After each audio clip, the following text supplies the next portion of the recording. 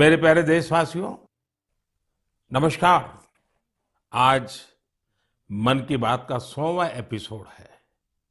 मुझे आप सबकी हजारों चिट्ठियां मिली हैं, लाखों संदेश मिले हैं और मैंने कोशिश की है कि ज्यादा से ज्यादा चिट्ठियों को पढ़ पाऊं, देख पाऊं, संदेशों को जरा समझने की कोशिश करूं। आपके पत्र पढ़ते हुए कई बार मैं भावुक हुआ, भावनाओं से भर गया, भावनाओं में बह गया और खुद को फिर संभाल भी लिया।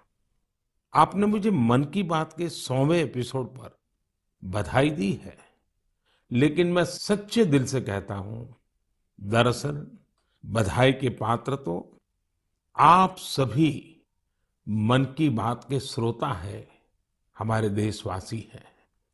मन की बात कोटि कोटि भारतीयों के मन की बात है, उनकी भावनाओं का प्रकटीकरण है।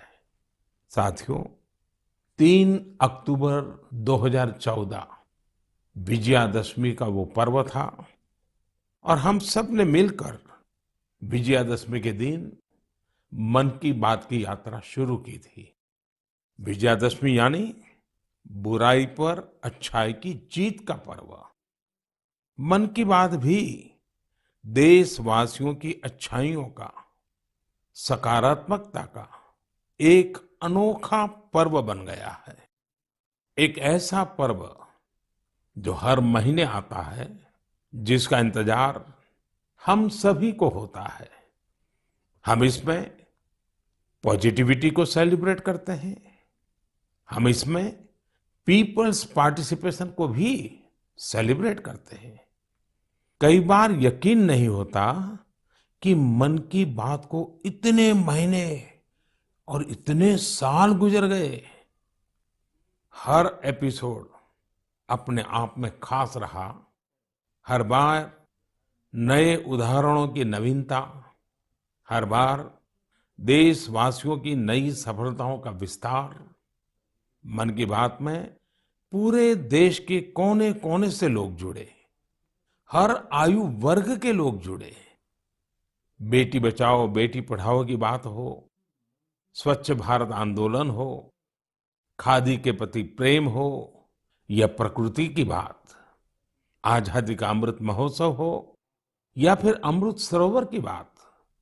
मन की बात जिस विषय से जुड़ा वो जन आंदोलन बन गया और आप लोगों ने बना दिया।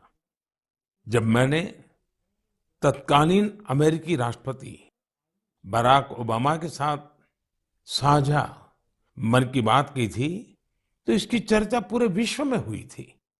साथियों, मन की बात मेरे लिए तो दूसरों के गुणों की पूजा करने की तरह ही रहा है। मेरे एक मार्गदर्शक थे, श्री लक्ष्मण राव जी इनामदार। हम उनको वकील साहब कहा करते थे। वो हमेशा कहते थे कि हमें दूसरों के गुणों की पूजा करनी चाहिए। सामने कोई भी हो, आपके साथ का हो, आपका विरोधी हो, हमें उसके अच्छे गुणों को जानने का, उनसे सीखने का प्रयास करना चाहिए। उनकी इस बात ने मुझे हमेशा प्रेरणा दी है। मन की बात दूसरों के गुणों से सीखने का बहुत बड़ा माध्यम बन गई है। मेरे प्यारे देशवासियों, इस कार्यक्रम ने मुझे कभी भी आपसे दूर नहीं होने दिया। मुझे याद है, जब मैं गुजरात का मुख्यमंत्री था, तो वहां सामान्य जन से मिलना जुलना स्वाभाविक रूप से हो ही जाता था। मुख्यमंत्री का कामकाज और कार्यकाल ऐसा ही होता है, मिलने जुलने के अवसर बहुत मिलते रहते हैं। लेकिन 2014 में दिल्ली आने के बाद मैंने पाया कि यहाँ का जीवन तो बहुत ही अलग है। काम का स्वरूप अलग, दायित्व अलग, स्थितियां परिस्थितियों के बंधन, सुरक्षा का तामझाम, समय की सीमा। शुरुआती दिनों में कुछ अलग महसूस करता था, खाली खाली सा महसूस करता था। पचासों साल पहले मैंने अपना घर इसलिए नहीं छोड़ा था कि एक दिन अपने ही देश के लोगों से संपर्क ही मुश्किल हो जाएगा। जो देशवासी मेरा सब कुछ है, मैं उनसे ही कट करके जी नहीं सकता था। मन की बात ने मुझे इस चुनौती का समाधान दिया, सामान्य मानवी से जुड़ने का रास्ता दिया। पदभार और प्रोटोकॉल व्यवस्था तक ही सीमित रहा और जनभाव कोटि कोटि जनों के साथ मेरे भाव विश्व का अटूट अंग बन गया। हर महीने मैं देश के लोगों के हजारों संदेशों को पढ़ता हूं। हर महीने में देशवासियों के एक से एक अद्भुत स्वरूप के दर्शन करता हूं। मैं देशवासियों के तप त्याग की पराकाष्ठा को देखता हूं, महसूस करता हूं। मुझे लगता ही नहीं है कि मैं आपसे थोड़ा भी दूर हूं। मेरे लिए मन की बात ये एक कार्यक्रम नहीं है। मेरे लिए एक आस्था, पूजा, व्रत है। जैसे लोग ईश्वर की पूजा करने जाते हैं तो प्रसाद की थाल लाते हैं, मेरे लिए मन की बात ईश्वर रूपी जनता जनार्दन के चरणों में प्रसाद की थाल की तरह है। मन की बात मेरे मन की आध्यात्मिक यात्रा बन गया है। मन की बात स्व से समष्टि की यात्रा है। मन की बात अहम से वयम की यात्रा है। यह तो मैं नहीं तू ही इसकी संस्कार साधना है। आप कल्पना करिए, मेरा कोई देशवासी 40-40 साल से निर्जन पहाड़ी और बंजर जमीन पर पेड़ लगा रहा है। कितने ही लोग 30-30 साल से जल संरक्षण के लिए बावड़ियां और तालाब बना रहे हैं, उसकी साफ सफाई कर रहे हैं। कोई 25-30 साल से निर्धन बच्चों को पढ़ा रहा है, कोई गरीबों की इलाज में मदद कर रहा है। कितनी ही बार मन की बात में इनका जिक्र करते हुए मैं भावुक हो गया हूं। आकाशवाणी के साथियों को कितनी ही बार इसे फिर से रिकॉर्ड करना पड़ा है। आज पिछला कितना ही कुछ आंखों के सामने आए जा रहा है। देशवासियों के इन प्रयासों ने मुझे लगातार खुद को खपाने की प्रेरणा दी है। साथियों, मन की बात में जिन लोगों का हम जिक्र करते हैं, वे सब हमारे हीरोज हैं, जिन्होंने इस कार्यक्रम को जीवंत बनाया है। आज जब हम 100वें एपिसोड के पड़ाव पर पहुंचे हैं, तो मेरी ये भी इच्छा है कि हम एक बार फिर इन सारे हीरोज के पास जाकर उनकी यात्रा के बारे में जानें। आज हम कुछ साथियों से बात भी करने की कोशिश करेंगे। मेरे साथ जुड़ रहे हैं हरियाणा के भाई सुनील जगलान जी।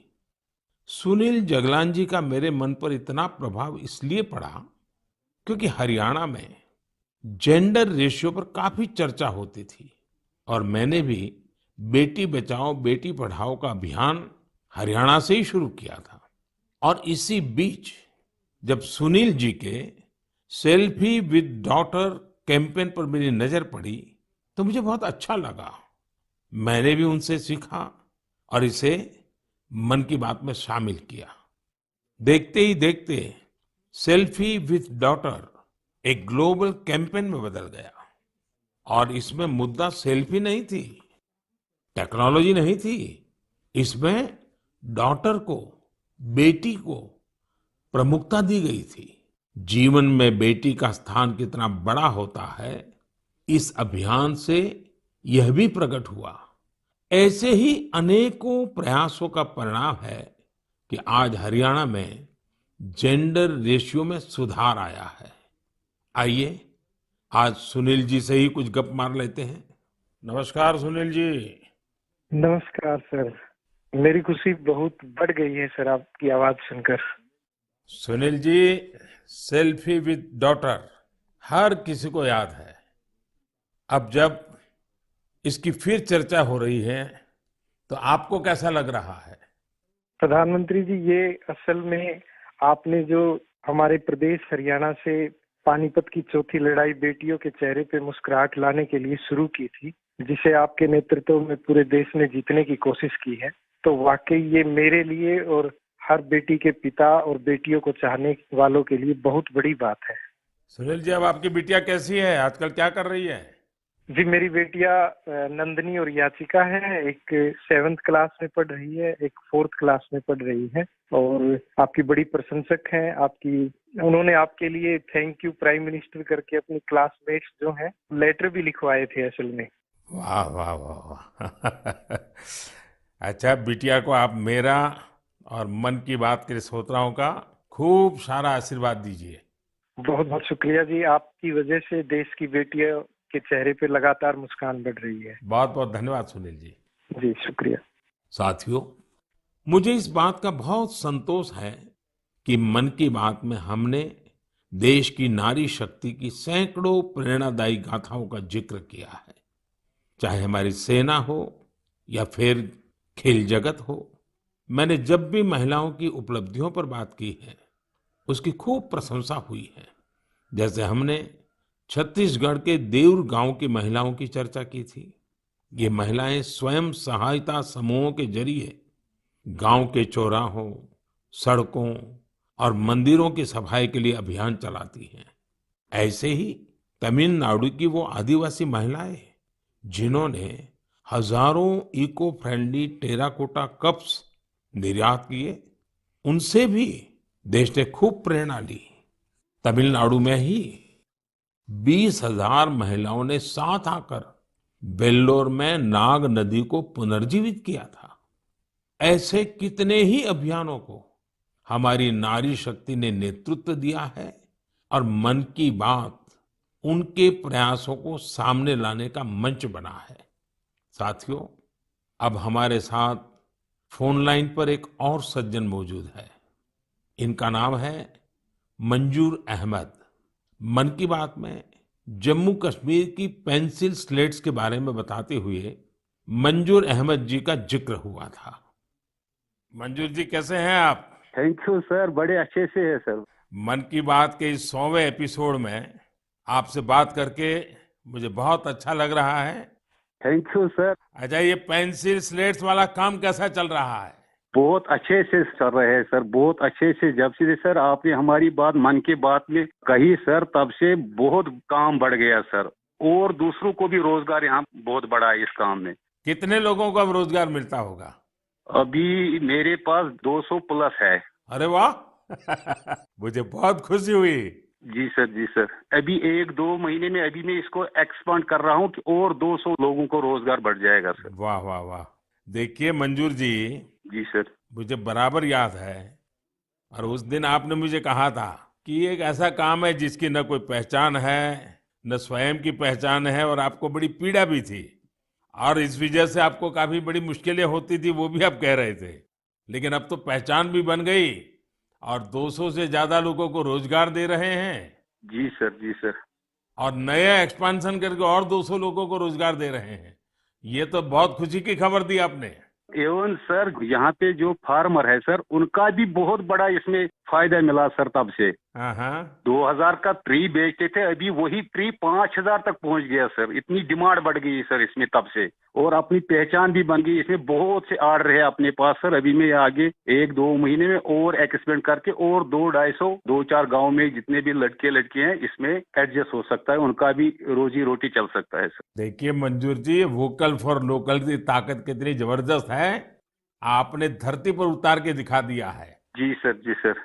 मेरी तरफ से आपको और गांव के सभी किसानों को और आपके साथ काम कर रहे हैं सभी साथियों को भी मेरी तरफ से बहुत बहुत शुभकामनाएं। धन्यवाद भैया। धन्यवाद सर। साथियों, हमारे देश में ऐसे कितने ही प्रतिभाशाली लोग हैं जो अपनी मेहनत के बलबूते ही सफलता के शिखर तक पहुंचे हैं। मुझे याद है विशाखापट्टनम के वेंकट मुरली प्रसाद जी ने एक आत्मनिर्भर भारत चार्ट शेयर किया था। उन्होंने बताया था कि वो कैसे ज्यादा से ज्यादा भारतीय प्रोडक्ट्स ही इस्तेमाल करेंगे। जब बेतिया के प्रमोद जी ने एलईडी बल्ब बनाने की छोटी यूनिट लगाई, या गढ़ मुक्तेश्वर के संतोष जी ने मैट्स बनाने का काम किया, मन की बात ही उनके उत्पादों को सबके सामने लाने का माध्यम बना। हमने मेक इन इंडिया के अनेक उदाहरणों से लेकर स्पेस स्टार्टअप्स तक की चर्चा मन की बात में की है। साथियों, आपको याद होगा, कुछ एपिसोड पहले मैंने मणिपुर की बहन विजय शांति देवी जी का भी जिक्र किया था। विजय शांति जी कमल के रेशों से कपड़े बनाती हैं। मन की बात में उनके इस अनोखे इको फ्रेंडली आइडिया की बात हुई तो उनका काम और पॉपुलर हो गया। आज विजय शांति जी फोन पर हमारे साथ हैं। नमस्ते Vijay Shanti ji, how are you? Sir, I am fine. And how is your work going on? Sir, still working along with my 30 women. In such a short period, you have reached 30% team. Yes, sir. This year also more expand with 100 women in my area. So your target is 100 women. Yeah, 100 women. And now people are familiar with this lotus stem fiber. Yes, sir. Everyone know from Man Ki Baat program all over India. So now it's very popular. Yes, sir. From Prime Minister Man Ki Baat program, everyone knows about the lotus fiber. So now you got the market also. Yes, sir. I have got a market from USA also. They want to buy in bulk, in large quantities. But I want to give from this year to send the US also. So now you are exporter. Yes, sir. From this year, I export our product made in India, lotus fiber. So when I say vocal for local and now local for global. Yes, sir. I want to reach my product all over the globe of world. So congratulations and wish you best luck. Thank you, sir. Thank you. Thank you, Vijaya Shanti. Thank you, sir. साथियों, मन की बात की एक और विशेषता रही है। मन की बात के जरिए कितने ही जन आंदोलन ने जन्म भी लिया है और गति भी पकड़ी है। जैसे हमारे खिलौने, हमारी टॉय इंडस्ट्री को फिर से स्थापित करने का मिशन मन की बात से ही तो शुरू हुआ था। भारतीय नस्ल के श्वान, हमारे देशी डॉग्स, उसको लेकर जागरूकता बढ़ाने की शुरुआत भी तो मन की बात से ही की थी। हमने एक और मुहिम शुरू की थी कि हम गरीब छोटे दुकानदारों से मोलभाव नहीं करेंगे, झगड़ा नहीं करेंगे। जब हर घर तिरंगा मुहिम शुरू हुई, तब भी मन की बात ने देशवासियों को इस संकल्प से जोड़ने में खूब भूमिका निभाई। ऐसे हर उदाहरण समाज में बदलाव का कारण बने हैं। समाज को प्रेरित करने का ऐसे ही बीड़ा प्रदीप सांगवान जी ने भी उठा रखा है। मन की बात में हमने प्रदीप सांगवान जी की हीलिंग हिमालयज अभियान की चर्चा की थी। वो फोन लाइन पर हमारे साथ हैं। प्रदीप जी नमस्कार। सर जय हिंद। जय हिंद, जय हिंद भैया। कैसे हैं आप? सर बहुत बढ़िया, आपकी आवाज सुनकर और भी अच्छी। आपने हिमालय को हील करने को सोची। हाँ जी सर। अभियान भी चलाया। आजकल आपका कैंपेन कैसा चल रहा है? सर बहुत अच्छा चल रहा है। 2020 से ऐसा मानिए कि जितना काम हम 5 साल में करते थे, अब वो 1 साल में ही हो जाता है। अरे वाह। हाँ जी सर। शुरुआत बहुत नर्वस हुई थी, बहुत डर था इस बात को लेके कि जिंदगी भर ये कर पाएंगे नहीं कर पाएंगे, पर थोड़ा सपोर्ट मिला और 2020 तक हम बहुत स्ट्रगल भी कर रहे थे। ऑनेस्टली लोग बहुत कम जुड़ रहे थे, बहुत सारे ऐसे लोग थे जो कि सपोर्ट नहीं कर पा रहे थे, हमारी मुहिम को इतना तवज्जो भी नहीं दे रहे थे। बट 2020 के बाद जब मन की बात में जिक्र हुआ, उसके बाद बहुत सारी चीजें बदल गई। मतलब पहले हम साल में 6-7 क्लीनिंग ड्राइव कर पाते थे, 10 क्लीनिंग ड्राइव कर पाते थे। आज की डेट में हम डेली बेसिस पे 5 टन कचरा इकट्ठा करते हैं अलग अलग लोकेशन से। अरे वाह। मन की बात में जिक्र होने के बाद आप सर बिलीव करें मेरी बात को कि मैं ऑलमोस्ट गिव अप करने की स्टेज पे था एक टाइम पे, और उसके बाद फिर बहुत सारा बदलाव आया मेरे जीवन में और चीजें इतनी स्पीड अप हो गई थी जो चीजें हमने सोची नहीं थी। सो आई एम रियली थैंकफुल कि पता नहीं कैसे हमारे जैसे लोगों को आप ढूंढ लेते हैं, कौन इतनी दूर दराज एरिया में काम करता है, हिमालय के क्षेत्र में जाके बैठ के हम काम कर रहे हैं, सॉल्टिट्यूड पे काम कर रहे हैं, वहां पे आपने ढूंढा हमें, हमारे काम को दुनिया के सामने लेके आए। तो मेरे लिए बहुत इमोशनल मोमेंट था तब भी और आज भी कि मैं हमारे देश के जो प्रथम सेवक हैं उनसे मैं बातचीत कर पा रहा हूँ। मेरे लिए इससे बड़ी सौभाग्य की बात नहीं हो सकती। प्रदीप जी, आप तो हिमालय के चोटियों पर सच्चे अर्थ में साधना कर रहे हैं और मुझे पक्का विश्वास है अब आपका नाम सुनते ही लोगों को याद आ जाता है कि आप कैसे पहाड़ों की स्वच्छता अभियान में जुड़े हैं। हाँ जी सर। और जैसा आपने बताया कि अब तो बहुत बड़ी टीम बनती जा रही है और आप इतनी बड़ी मात्रा में डेली काम कर रहे हैं। हाँ जी सर। और मुझे पूरा विश्वास है कि आपके इन प्रयासों से, उसकी चर्चा से अब तो कितने ही पर्वतारोही स्वच्छता से जुड़े फोटो पोस्ट करने लगे हैं। हाँ जी सर, बहुत। ये अच्छी बात है। आप जैसे साथियों के प्रयास के कारण waste is also a wealth, ये लोगों के दिमाग में अब स्थिर हो रहा है और पर्यावरण की भी रक्षा हो रही है। और हिमालय का जो हमारा गर्व है उसको संभालना, संवारना, वो सामान्य मानवी जुड़ रहा है। पृथ्वी जी, बहुत अच्छा लगा मुझे। बहुत बहुत धन्यवाद भैया। Thank you sir, thank you so much. जय हिंद। साथियों, आज देश में टूरिज्म बहुत तेजी से ग्रो कर रहा है। हमारे ये प्राकृतिक संसाधन हो, नदियां, पहाड़, तालाब या फिर हमारे तीर्थ स्थल हो, उन्हें साफ रखना बहुत जरूरी है। ये टूरिज्म इंडस्ट्री की बहुत मदद करेगा। पर्यटन में स्वच्छता के साथ साथ हमने इनक्रेडिबल इंडिया मूवमेंट की भी कई बार चर्चा की है। इस मूवमेंट से लोगों को पहली बार ऐसे कितनी जगहों के बारे में पता चला जो उनके आसपास ही थे। मैं हमेशा ही कहता हूं कि हमें विदेशों में टूरिज्म पर जाने से पहले हमारे देश के कम से कम 15 टूरिस्ट डेस्टिनेशन पर जरूर जाना चाहिए। और यह डेस्टिनेशन जिस राज्य में आप रहते हैं वहां के नहीं होने चाहिए, आपके राज्य से बाहर किसी अन्य राज्य के होने चाहिए। ऐसे ही हमने स्वच्छ सियाचिन, सिंगल यूज प्लास्टिक और ई वेस्ट जैसे गंभीर विषयों पर भी लगातार बात की है। आज पूरी दुनिया पर्यावरण के जिस इशू को लेकर इतना परेशान है, उसके समाधान में मन की बात का ये प्रयास बहुत अहम है। साथियों, मन की बात को लेकर मुझे इस बार एक और खास संदेश यूनेस्को की डीजी ऑद्रे ऑजुले का आया है। उन्होंने सभी देशवासियों को 100 एपिसोड के इस शानदार जर्नी के लिए शुभकामनाएं दी हैं। साथ ही उन्होंने कुछ सवाल भी पूछे हैं। आइए पहले यूनेस्को की डीजी के मन की बात सुनते हैं। Namaste, Excellency, dear Prime Minister.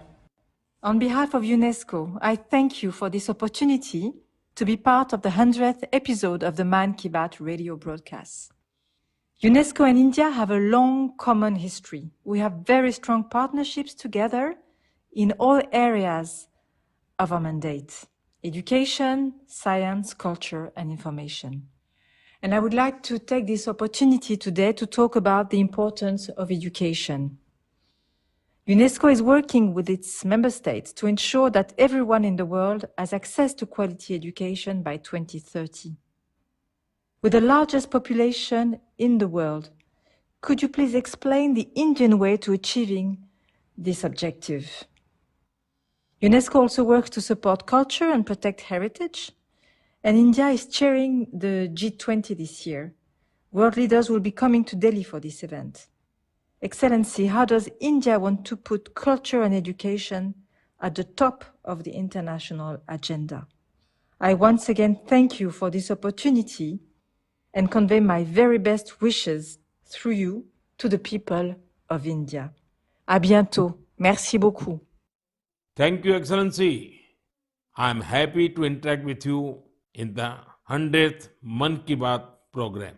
I'm also happy that you have raised the important issues of education and culture. साथियों, यूनेस्को की डीजी ने एजुकेशन और कल्चरल प्रिजर्वेशन यानी शिक्षा और संस्कृति संरक्षण को लेकर भारत के प्रयासों के बारे में जानना चाहा है। ये दोनों ही विषय मन की बात के पसंदीदा विषय रहे हैं। बात शिक्षा की हो या संस्कृति की, उसके संरक्षण की बात हो या संवर्धन की, भारत की यह प्राचीन परंपरा रही है। इस दिशा में आज देश जो काम कर रहा है वो वाकई बहुत सराहनीय है। नेशनल एजुकेशन पॉलिसी हो या क्षेत्रीय भाषा में पढ़ाई का विकल्प हो, एजुकेशन में टेक्नोलॉजी इंटीग्रेशन हो, आपको ऐसे अनेक प्रयास देखने को मिलेंगे। वर्षों पहले गुजरात में बेहतर शिक्षा देने और ड्रॉप आउट रेट्स को कम करने के लिए गुणोत्सव और शाला प्रवेश उत्सव जैसे कार्यक्रम जन भागीदारी की एक अद्भुत मिसाल बन गए थे। मन की बात में हमने ऐसे कितने ही लोगों के प्रयासों को हाईलाइट किया है जो निस्वार्थ भाव से शिक्षा के लिए काम कर रहे हैं। आपको याद होगा, एक बार हमने ओडिशा में ठेले पर चाय बेचने वाले स्वर्गीय डी प्रकाश राव जी के बारे में चर्चा की थी, जो गरीब बच्चों को पढ़ाने के मिशन में लगे हुए थे। झारखंड के गांवों में डिजिटल लाइब्रेरी चलाने वाले संजय कश्यप जी हो, कोविड के दौरान ई लर्निंग के जरिए कई बच्चों की मदद करने वाली हेमलता एनके जी हो, ऐसे अनेक शिक्षकों के उदाहरण हमने मन की बात में लिए हैं। हमने कल्चरल प्रिजर्वेशन के प्रयासों को भी मन की बात में लगातार जगह दी है। लक्षद्वीप का कुम्मेल ब्रदर्स चैलेंजर्स क्लब हो या कर्नाटका के क्वेमश्री जी कला चेतना जैसे मंच हो, देश के कोने कोने से लोगों ने मुझे चिट्ठी लेकर ऐसे उदाहरण भेजे। हमने उन 3 कॉम्पिटिशन्स को लेकर भी बात की थी जो देशभक्ति पर गीत, लोरी और रंगोली से जुड़े थे। आपको ध्यान होगा, एक बार हमने देश भर के स्टोरी टेलर्स से स्टोरी टेलिंग के माध्यम से शिक्षा की भारतीय विधाओं पर चर्चा की थी। मेरा अटूट विश्वास है कि सामूहिक प्रयास से बड़ा बदलाव लाया जा सकता है। इस साल हम जहां आजादी के अमृतकाल में आगे बढ़ रहे हैं, वहीं G20 की अध्यक्षता भी कर रहे हैं। यह भी एक वजह है कि एजुकेशन के साथ साथ डाइवर्स ग्लोबल कल्चर्स को समृद्ध करने के लिए हमारा संकल्प और मजबूत हुआ है। मेरे प्यारे देशवासियों, हमारे उपनिषदों का एक मंत्र सदियों से हमारे मानस को प्रेरणा देता आया है, चरैवेति चरैवेति चरैवेति, चलते रहो चलते रहो चलते रहो। आज हम इसी चरैवेति चरैवेति की भावना के साथ मन की बात का 100वां एपिसोड पूरा कर रहे हैं। भारत के सामाजिक ताने बाने को मजबूती देने में मन की बात किसी भी माला के धागे की तरह है जो हर मनके को जोड़े रखता है। हर एपिसोड में देशवासियों के सेवा और सामर्थ्य ने दूसरों को प्रेरणा दी है। इस कार्यक्रम में हर देशवासी दूसरे देशवासी की प्रेरणा बनता है। एक तरह से मन की बात का हर एपिसोड अगले एपिसोड के लिए जमीन तैयार करता है। मन की बात हमेशा सद्भावना, सेवा भावना और कर्तव्य भावना से ही आगे बढ़ा है।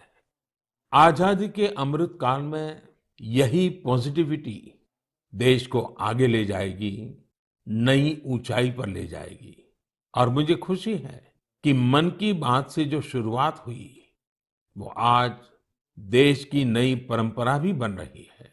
एक ऐसी परंपरा जिसमें हमें सबका प्रयास की भावना के दर्शन होते हैं। साथियों, मैं आज